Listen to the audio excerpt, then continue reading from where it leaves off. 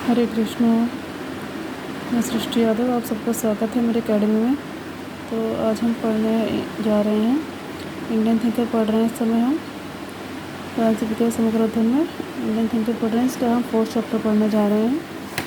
यह है 4th chapter हमारा, ठीक है। ये आपके सभी एग्जाम्स को कवर करेगा, ये अरविंदो घोष, ठीक है।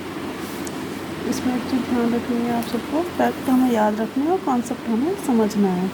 और कॉन्सेप्ट हम डिटेल में इसके बाद भी समझेंगे, अभी तो हम थोड़ा इन शॉर्ट ही पढ़ेंगे। ये फैक्चुअल बुक है, क्योंकि ये एग्ज़ाम के लिए बहुत उपयोगी सिद्ध होगी, लेकिन कोई ऑब्जेक्टिव एग्ज़ाम के लिए। तो थिंकर को जब भी पढ़ें तो मैं हमेशा कहूँगी कि 2 चीज़ें हमेशा याद रखें कि उनका जन्म कब हुआ है और किन सिचुएशन और किस टाइम पीरियड में हुआ, उस समय वहाँ की परिस्थितियाँ कहाँ थी, कैसी थी, देश काल। वैसे ही उस थिंकर के विचार होंगे, उस पर उन विचारों का उस पर पूरा प्रभाव पड़ेगा। जैसे कृष्ण जी का भी जन्म हुआ था ना जेल में, तो उनकी परिस्थितियाँ वैसी थी, तो वैसे ही उन्होंने फिर तो सब नगरी को अपनी आज़ाद कराया। तो ये मैं भगवद गीता पढ़ती हूँ तो मुझे अपने भगवान की याद आई जाती है। तो ये चीज़ हमेशा रहेगी। अरविंदो घोष हों, चाहे महात्मा गांधी हों, अम्बेडकर हों, चाहे वेस्टर्न थिंकर हो गए हमारे प्लेटो, अरिस्टोटल, हॉब्स, लॉक, रूसो, सबके साथ है। तब हम चाहे तो समझते हैं। आप लोग को कुछ भी समझ में ना आया तो आप कमेंट बॉक्स में मुझे क्वेश्चन लिख दीजिएगा।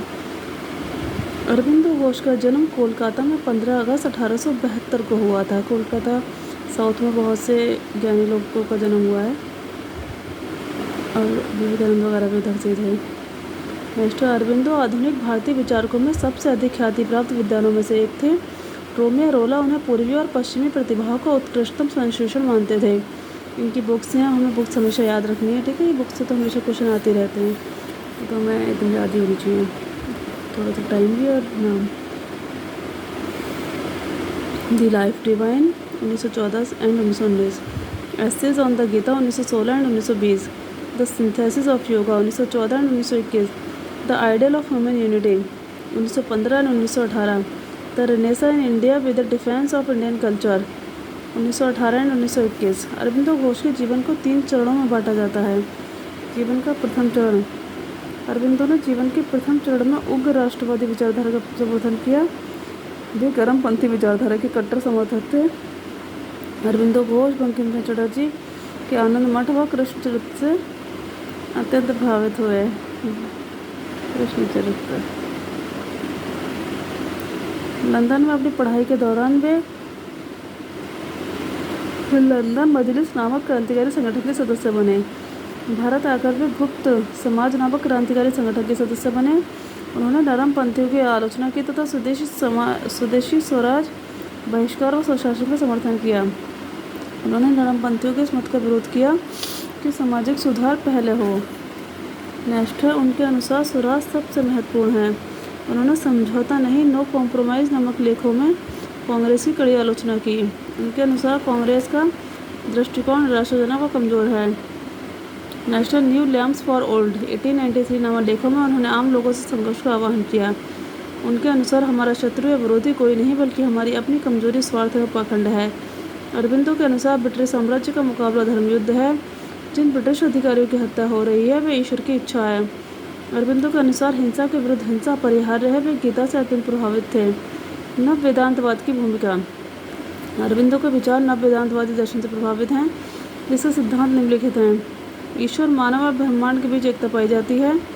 नव वेदांतवाद में संसार के परित्याग या संसार का संन्यास का समर्थन नहीं किया जाता, अब तो मानवता की सेवा में निस्वार्थ कर्म का समर्थन किया गया है।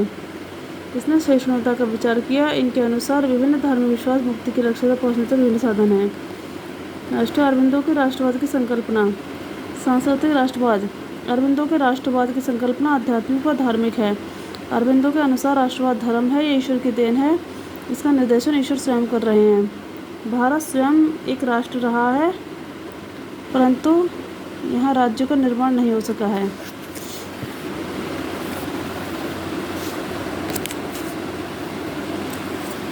राष्ट्र एक शरीर की तरह है, यह एक आंशिक जीवन एवं नास्तिक प्रवृत्ति है, जिसमें मन व शरीर का विकास होता है। राष्ट्र केवल भूभाग का टुकड़ा नहीं, बल्कि यह माँ है।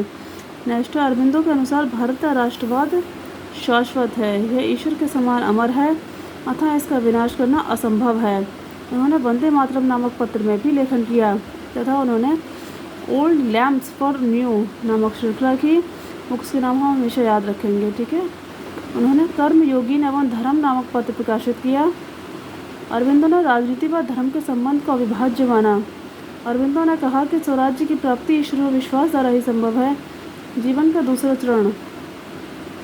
अरविंदो जीवन के दूसरे चरण में स्वदेशी व बहिष्कार के समर्थक हो गए।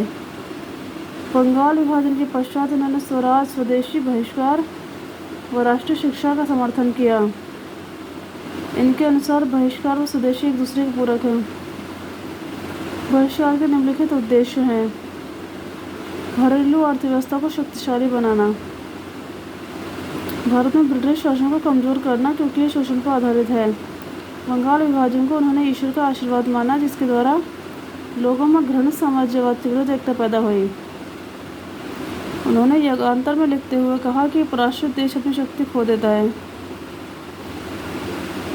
विदेशी सरकार के अंतर्गत स्वतंत्रता समाप्त हो जाती है। प्रशासन केवल व्यक्ति के विकास के लिए ही नहीं अपितु राष्ट्र के विकास के लिए आवश्यक है। नरमपंथियों की आलोचना। नेस्टो इन्होंने नरमपंथियों की कड़ी आलोचना करते हुए कहा कि याचना व प्रार्थना से सुशासन संभव नहीं। इन्होंने नारा दिया कि नियंत्रण नहीं तो सहयोग नहीं। नेस्टो निष्क्रिय प्रतिरोध का विचार। अरविंदो का निष्क्रिय प्रतिरोध गांधी जी से अलग था। अरविंदो के अनुसार अहिंसक आंदोलन होना चाहिए, परंतु अंग्रेजों के दमन की स्थिति में हिंसा का प्रयोग आवश्यक है, अन्यथा यह कार्य समझा जाएगा। सरकार की सहायता से इनकार। सरकार को कर अदा करने में मनाही। नेक्स्ट, विदेशी वस्तुओं का बहिष्कार। सरकारी स्कूलों, विद्यालयों और न्यायालयों का बहिष्कार। स्वयं सहायता व राष्ट्र स्वतंत्रता के लिए लोगों को प्रशिक्षित करना। नेक्स्ट, अरविंदो के द्वारा लिखे गए आक्रामक राष्ट्रवादी विचारों के कारण उन्हें ब्रिटिश सरकार द्वारा जेलबंद कर दिया गया और उनके अनुसार जेल में उन्होंने ईश्वर का दर्शन किया, जिससे उनके विचारों में महत्वपूर्ण परिवर्तन आ गया। जीवन का तृतीय चरण। मानवीय एकता, अंतर्राष्ट्रीयतावाद का विचार। उन्होंने पांडिचेरी में आरविले नामक आश्रम बनाया। उन्होंने सावित्री नामक लंबी कविता लिखी जिसमें उन्होंने महाभारत के सत्यवान का उदाहरण दिया। उन्होंने essays on the Gita, the human cycle, ideal of human unity, war and self determination 1962, the renaissance in India नामक पुस्तक लिखी। जीवन के तीसरे चरण में अरविंदो आमूल परिवर्तनवादी हो गए। उन्होंने आध्यात्मिक मानववाद का निर्माण किया तथा मानवीय एकता पर बल दिया। राष्ट्रवाद के विचारों को अंतर्राष्ट्रीयतावाद से समन्वित कर दिया। उन्होंने तीसरे चरण में अपनी रचना द लाइफ डिवाइन, जिसके लिए वे विश्व प्रसिद्ध हो गए, तथा इसके अलावा द आइडियल्स ह्यूमन इम्यूनिटी एवं द सिंथेसिस ऑफ योगा जैसी रचनाएं की हैं।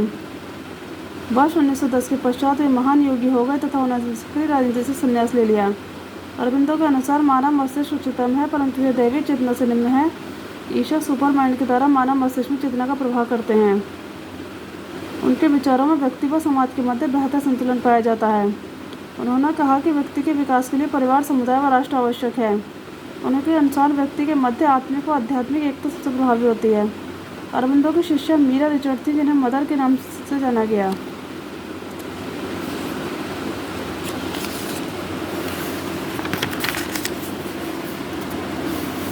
पूर्व और पश्चिम का सम्मिश्रण। पश्चिमी देशों की स्वतंत्रता को अपूर्ण एवं माना एवं स्वराज को महत्व दिया। भौतिक विकास से ज़्यादा महत्वपूर्ण आध्यात्मिक विकास से भौतिक विकास का निम्न चरण है तथा पश्चिमी समाजवाद को भी उन्होंने कृत्रिम माना। उनके अनुसार वास्तविक एकता आत्मा में विद्यमान होती है, राजनीतिक एवं आर्थिक तरीकों से एकता स्थापित नहीं होती है। अरविंदो के विचारों में पूर्व के अध्यात्म तथा पश्चिम के मानवतावाद तथा राष्ट्रवाद का सम्मिश्रण पाया जाता है। अरविंदो के अनुसार आत्मिक व आध्यात्मिक एकता के परिणाम स्वरूप राष्ट्र व राज्यों में संघर्ष नहीं होगा। उन्होंने मानवीय एकता का विचार देते हुए विश्व राज्य के निर्माण पर बल दिया, जिसकी विशेषताएं निम्नलिखित हैं। उन्होंने मानव धर्म के निर्माण पर बल दिया, जिसके द्वारा लोग संकीर्ण भावना से ऊपर उठेंगे। यह विचार उत्पन्न किया जाना चाहिए कि मानव की आत्मा में एकता विद्यमान है। आध्यात्मिक प्रशिक्षण योग के द्वारा व्यक्ति को स्वार्थ से ऊपर उठने की शिक्षा दी जाएगी। व्यक्तियों के मध्य अलगाव की बजाय एकता पर बल दिया गया। उनके अनुसार विश्व में एकता उत्पन्न करने के लिए राजनीतिक और प्रशासनिक माध्यम पर्याप्त नहीं है तथा वास्तविक एकता आत्मिक व आध्यात्मिक होती है। उनके अनुसार मानवीय आत्मा में ही भाईचारा अंतर्निहित होता है। हरे कृष्णा। तो हमारा चैप्टर कंप्लीट हो गया है। ये क्या पढ़ा हमने अभी? अरविंदो घोष। तो इसमें कुछ चीज़ें बहुत याद रखना है। वो रोमियो रोला वाला जो स्टेटमेंट था और जो इनकी पुस्तकें हैं वो इनका जन्म स्थान, जन्म का टाइम, है ना, ये मेन फैक्ट होते हैं। मेन सिद्धांत कौन सा दिया है इन्होंने, है ना। गीता पुस्तक लिखी है द लाइफ डिवाइन गीता, ये चीज़ें याद रखेंगे। बहुत बहुत धन्यवाद आप सबका मुझे सुनने के लिए, और मैं आप सबके उज्जवल भविष्य की कामना करती हूँ। आशा करती हूँ हम लोग डिटेल में साथ फेस टू फेस भी आगे चल के पढ़ें अपनी एप्लीकेशन के थ्रू और अपने जूम या मीट के थ्रू, इससे थोड़ा सा और अच्छे से हम लोग कनेक्ट कर पाएँ।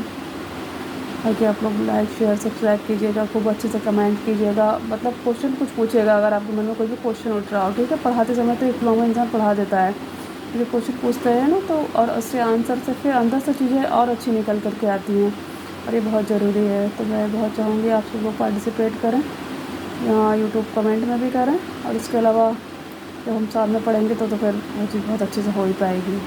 तो आप सबका बहुत बहुत धन्यवाद, अनंत कोटि धन्यवाद मुझे सुनने के लिए, क्योंकि जब तक सुनने वाला ना हो तो बोलने वाले का कोई महत्व नहीं है।